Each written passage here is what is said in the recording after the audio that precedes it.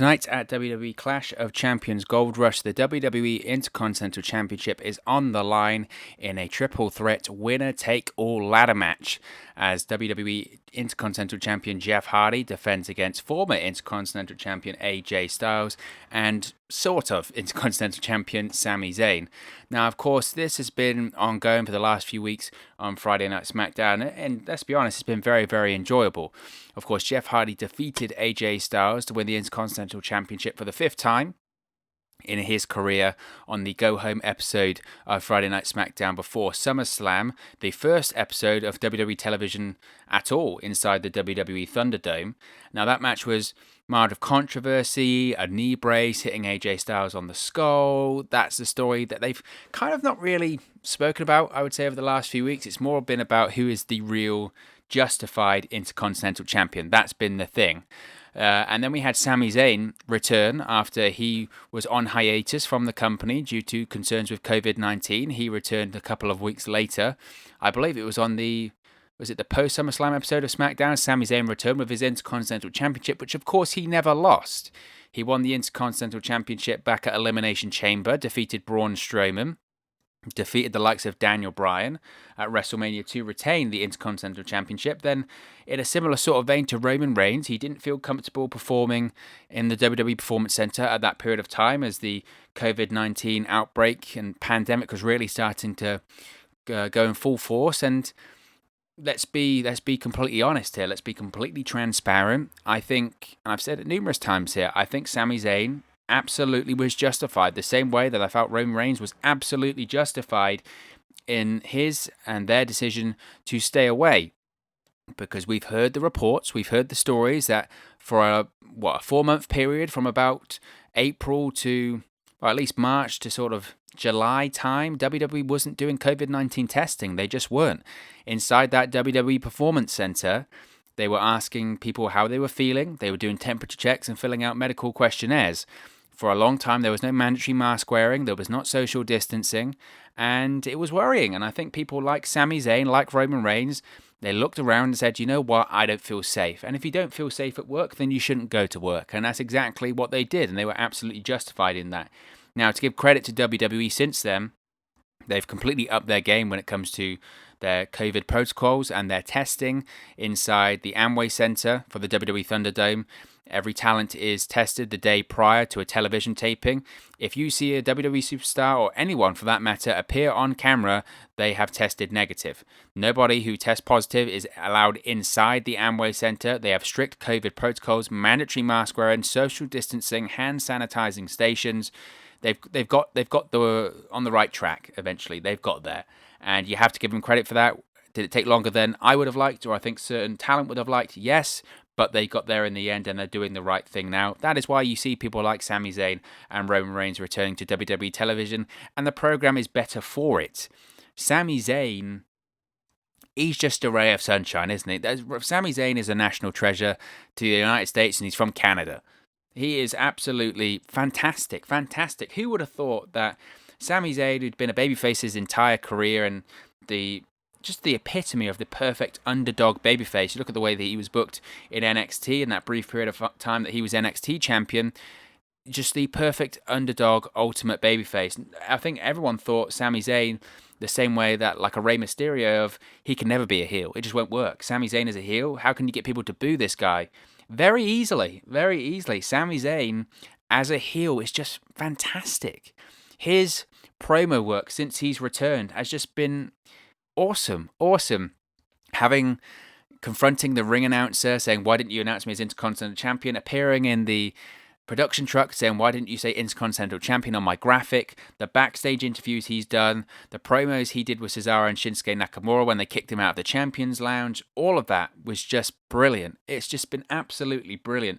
He's found this heel character, this over-the-top, annoying but highly entertaining heel character, and for me, I feel like it's a matter of time before he does turn babyface, because I think his character is so entertaining and so enjoyable that eventually he just has to turn babyface, right? It's got to be a matter of time, because he's so good. He is so good, and I'm so glad to see him back on television. And like any good heel, he's telling the truth. He's slightly justified in what he's saying and what he's doing right now. He never lost the Intercontinental Championship. And the idea that, well, he didn't defend it for 3 months, or he didn't defend it for over 30 days and all this kind of stuff. There is a precedent there. Brock Lesnar has been the WWE and WWE Universal Champion a million times over the last few years, and I'm pretty sure he went over 30 days without defending it. Now, did he go 4 months? Who knows? Who knows? Andrade earlier this year got suspended whilst he was the United States Champion, was suspended for 30 days and came back and still held onto the title for a long period of time too. So that deal of the whole, well, 30 days, blah, blah, blah, it doesn't work. So Sami Zayn is absolutely justified in what he's doing. Now, the AJ Styles Jeff Hardy storyline has been okay. I'm glad, to be honest, just to not have the Jeff Hardy Sheamus deal going on.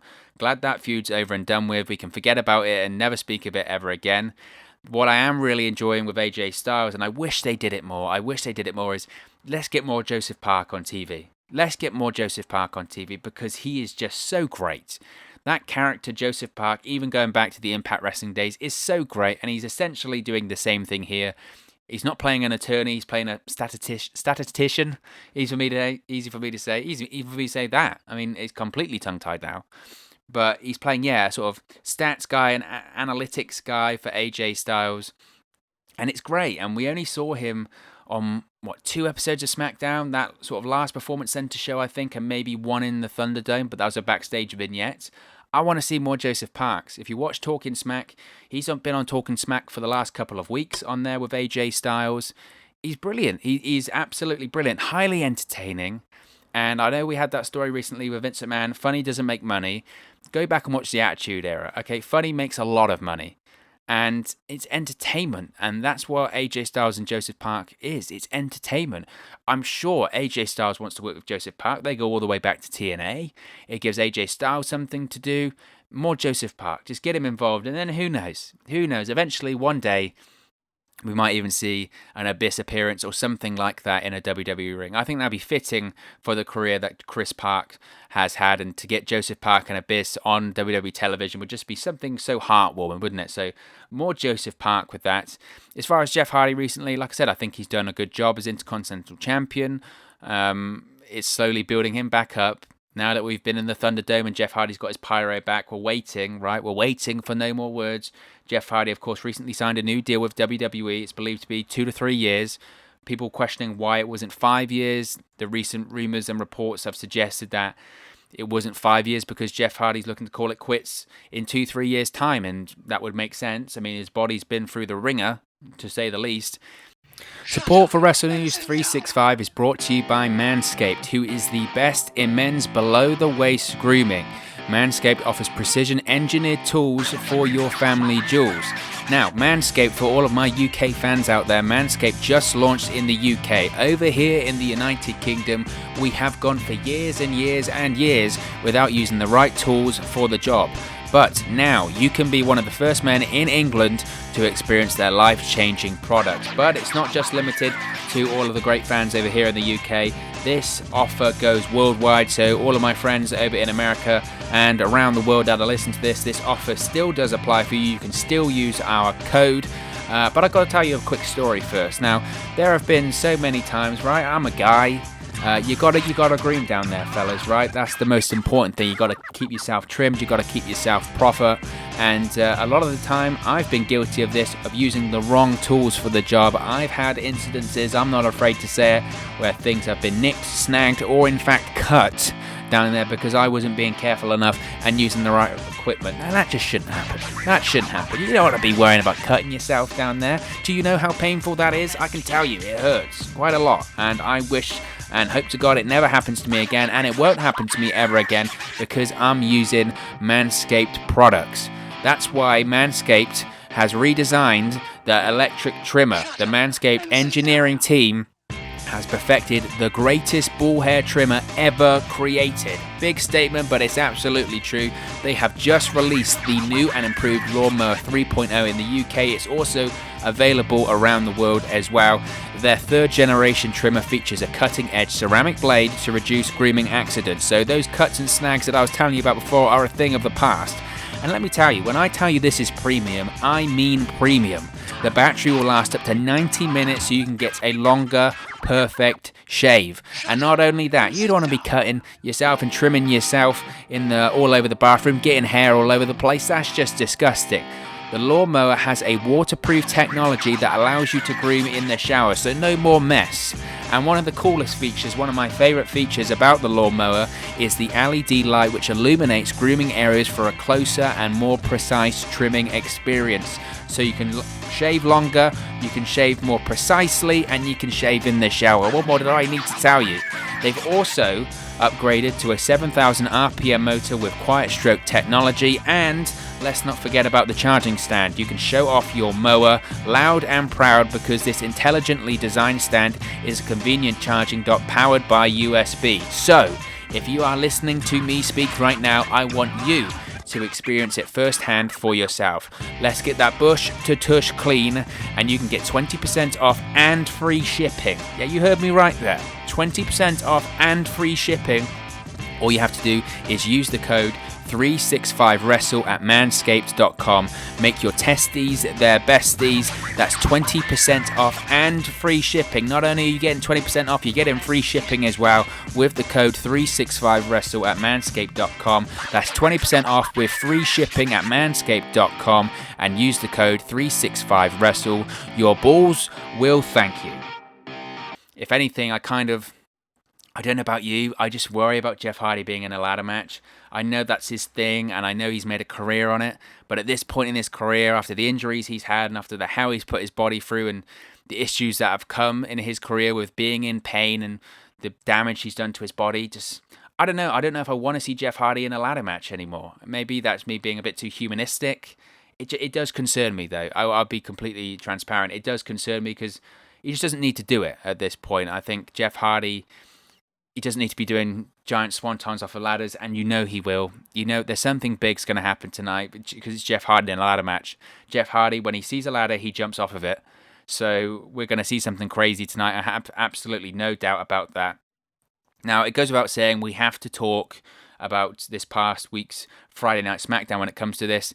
We had an opening segment, was it the Championship Ascension ceremony, and it didn't have Connor or Victor, which was surprising. I thought we were going to see them pop out of nowhere, right? The Ascension, it's a good joke. So they put both championships on the little thing that they hook the titles above the ring, similar to Shawn Michaels and Razor Ramon at WrestleMania 10, right? You've got the dueling Intercontinental Championships. The winner's going to have to pull down both bouts. And so they did that. They were chatting and cutting promos, and alarm bells were ringing in my head because, and this is a little tip, a little insider baseball here, when they're having these segments in the ring, when you notice that every single guy in the ring is dressed in their wrestling gear, and I don't just mean they got they got some attire on. When I mean they've got their wrestling gear on, they've got their fists taped, they've got the tape around their wrist, they've got elbow pads on, the whole 9 yards. Sami Zayn's got his wrestling boots on. You know they're going to have a match. So once I saw that, alarm bells were ringing in my head because I went, this is going to lead to a triple threat. Look at, they're all wearing their wrestling gear. And wouldn't you know it, that's what they had. They had a bit of a brawl. Adam Pearce comes out and says, ahead of your match on Sunday, your triple threat ladder match, you're going to have a triple threat match tonight. Why? I don't know. I don't know. I don't know what purpose that serves. I don't get it. Why would you want to sell this big match? A lot of people probably were, thinking about watching this pay-per-view alone for this match. Of course, there's other matches, Reigns versus Jey Uso and McIntyre versus Orton, but this was a match that people particularly were looking forward to. I can't wait to see Jeff Hardy, AJ Styles, Sami Zayn, triple threat ladder match. Oh my, it's going to be incredible. I think everyone thought that. Why would you do the match on SmackDown only a couple of days before? Why? And I know the response is, well, it wasn't the ladder match and it wasn't for the title. It doesn't matter because you're pushing these three guys into a corner by doing that. Because if we see something even slightly similar to what we saw on SmackDown on Friday, people will go, well, I saw it. Why would I want to buy the pay-per-view when I saw pretty much what we're going to see on Sunday anyway? To me, it doesn't make sense. Why would you sell a pay-per-view by doing the match a couple of days early? It doesn't make any sense. And I know the match type's different. I know the gimmick's different, but I don't know what purpose that serves. I really don't. I really don't know what purpose that serves. Now, we had Sami Zayn win that match, so you know what that means. Sami Zayn won't win, because WWE logic is, it's like the Money in the Bank thing. Every year they do this. You have someone on the go-home edition of Raw or SmackDown, they unhook the briefcase. 9 times out of 10, that's a pretty good sign of who's not going to win it on Sunday.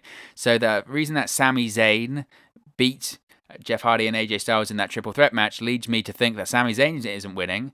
Then post-match, AJ Styles climbed the ladder and retrieved both titles. So by WWE logic, AJ Styles isn't winning. So if I had to give a prediction, I would probably say that Jeff Hardy is going to win this one. He's just won the Intercontinental Championship. It doesn't make sense for me to have such a short title reign. I'm not a fan of short title reigns. So I would suggest that, given the ladder match is Jeff Hardy's deal, it's his match. He should win it. I think we are going to see Jeff Hardy do something crazy. Jeff Hardy also, as I mentioned, has just signed a new deal. He is considered one of the top babyfaces on SmackDown, with WWE officials knowing they've got Jeff Hardy for 2-3 more years. They're going to push him to the moon, get their value for money out of Jeff Hardy, and they've put a lot of time and they've invested a lot of TV time and storyline into Jeff Hardy this year, regardless of if it was good or not. The whole storyline with Sheamus and the alcohol and drug addiction deal, the drunken hit and run framed, which nobody got in trouble for, by the way. Good police officer work there. But they've put a lot of time into him, so I don't think that's going to change here. So I think Jeff Hardy will win this match. If I was booking it, I would like Sami Zayn to win, because Sami Zayn can then go around bragging he is the Intercontinental Champion. And then I would like to see a Jeff Hardy versus Sami Zayn feud. As I mentioned, I enjoyed what we saw of the AJ Styles Jeff Hardy feud, but I don't see where else they can go with it. I think that's slightly played out now. I think we know that a draft is coming up soon. When? I don't know. I don't think anyone officially knows. People are saying October. That was the same time it was last year. Maybe we'll see something like that. Maybe we'll see it after WWE gets out of the Thunderdome. We know that they're scouting buildings for outside shows. So maybe we could see a draft for that kind of show. But we know it soon. And there's been reports and rumors that AJ Styles is heading back to Monday Night Raw. He doesn't want to be on the same brand as Paul Heyman. That was the reason he moved to SmackDown in the first place. And he doesn't want to miss his kids' football games. He's mentioned this on Twitch, and he wants to be back on Monday Night Raw. So I think it makes logical sense that AJ wouldn't win this one, because why would you put the Intercontinental Championship on someone that's moving to Raw unless you're going to switch both titles over? And I don't think they're going to switch the entire Hurt Business over to SmackDown. So I don't think AJ Styles is going to win. As I mentioned, I think Jeff Hardy winning here makes the most sense. But I would like to see Sami Zayn win, and then Jeff Hardy and Sami Zayn transition into another feud. I think that'd be a lot of fun. I think Sami Zayn is just highly entertaining and a lot of fun, and it's something that I really, really want to see here. And Sami Zayn's just brilliant. He's brilliant, and his new hair, his long hair is glorious. I think it's absolutely fantastic. But ultimately, I think Jeff Hardy's gonna walk out of this match as the Intercontinental Champion, holding both championships. That seems to me the most logical scenario here, and it ends the debate as to who is the real championship holder. What do they do after this? I don't know. If Sami Zayn, when he's no longer the Intercontinental Champion, what does he start to brag about again? I think that's why it makes sense for him to transition into that feud against Jeff Hardy coming out of this, because I want to see Jeff Hardy, Sami Zayn have more singles matches. I think there's more meat on the bone there. I think there's a lot they can do. AJ Styles versus Jeff Hardy, I'm not sure what else they can really do there. As I mentioned, AJ Styles can go to Monday Night Raw. I also mentioned about Joseph Parks. I think there's something that they can expand and open up there. I'd be happy to have AJ Styles and Joseph Parks just doing their thing, and then eventually you have a one-off AJ Styles versus Joseph Parks match. Or heck, who knows? Maybe they do the whole dual personality thing of Abyss and Joseph Parks in WWE. The only reason I say that's unlikely, well, there's a couple of reasons actually. One is, of course, his age. Joseph Parks, he's in his late 40s, and I know age is just a number now, but, you know, that is something that WWE would look at. You've got to also think as well, the whole dual personality gimmick is being done in WWE right now when it comes to Bray Wyatt and The Fiend, which is essentially what the Joseph Parker Abyss gimmick is. It's the same as the Mick Foley Three Faces of Foley gimmick back in the 1990s. They're essentially all the same premise. So would they do Abyss and Joseph Park dueling personality in the same company as The Fiend, let alone on the same brand as SmackDown? Maybe not. Maybe that's another reason why moving AJ to Raw, you can do the Joseph Park storyline on Raw too. Maybe that's something they're looking at. But we're getting off track there. As I mentioned, my prediction is for Jeff Hardy to leave the Thunderdome as the rightful and official WWE Intercontinental Champion. But of course, as always, this is just one man's opinion.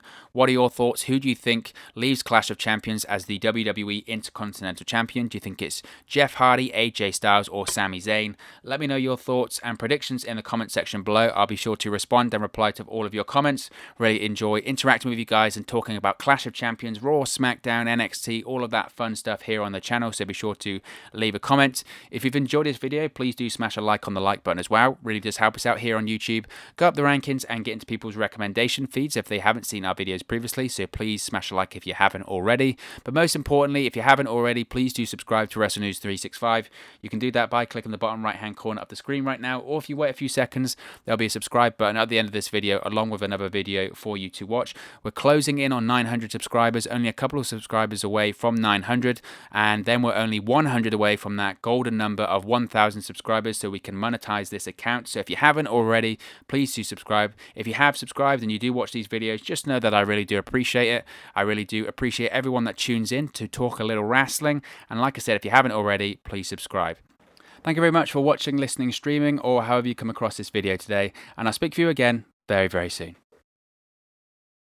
Hey guys, thank you for watching, listening, streaming, or however you come across this video today. Be sure to click on the video on the right there to watch our next video, or click the bottom there to subscribe, or the bottom right hand corner. Thank you very much, and I'll speak to you again very soon.